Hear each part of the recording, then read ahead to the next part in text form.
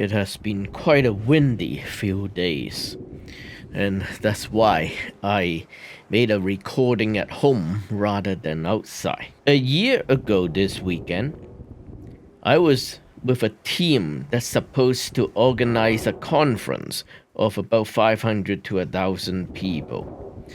But of course, things change because of the pandemic.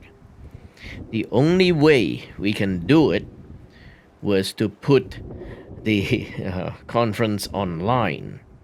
At that time, I know very little how to put videos online, and but that was the only way we can do it. Otherwise, we would have to cancel the conference.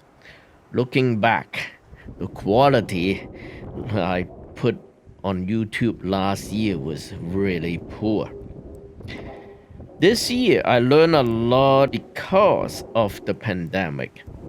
Something I cannot control, something that is supposed to be difficult to do, but I have no choice but to do it. Things change because our life, in many ways, we cannot control. I remember the Serenity Prayer by the American theologian Reinhold Niebuhr. Many people remember the short version. Lord, grant me the serenity to accept the things I cannot change, courage to change the things I can, and wisdom to know the difference. There is a longer version. God, give me grace to accept the serenity, the things that cannot be changed, courage to change the things that should be changed, and the wisdom to distinguish the one from the other. Living one day at a time, enjoying one moment at a time, accepting hardship as a pathway to peace. Taking, as Jesus did, the sinful world as it is, not that I would have it, trusting that you will make all things right. If I surrender to your will, so that I may be reasonably happy in this life, and supremely happy with you forever in the next. Amen. Yes, the world is changing very fast. I am a member of many DIY immigrant group. Many people ask many questions. Many people are scared because they really don't know what to do. They don't know what's up next. They have to give up a lot of their privileges, their achievement, their occupation, the conveniences, their habits, their friends, their family. I said it before, and I'll say it again. Immigrate to another country is a very personal decision. Sometimes it is difficult. I remember another song. I close my eyes only for a moment, and the moment's gone.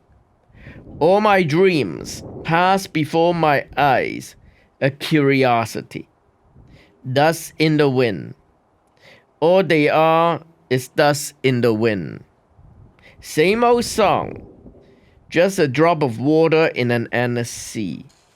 All we do crumbles to the ground, though we refuse to see. Dust in the wind. All we are is dust in the wind. Now, don't hang on. Nothing lasts forever but the earth and sky. It slips away, and all your money won't another minute buy. Dust in the wind. All we are is dust in the wind. Everything is dust in the wind. How true it is. I remember in 1990 something, the government told us There will be no change in 50 years. Nothing will change in 100 years. That's what the government promised. You will have a happy life, but things didn't work out as planned. This world changed very fast.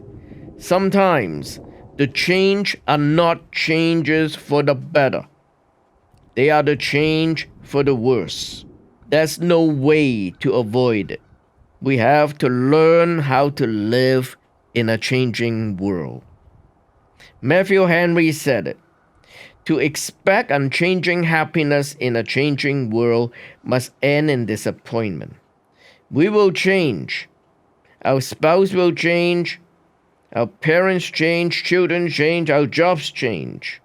All these changes sometimes bring disappointment.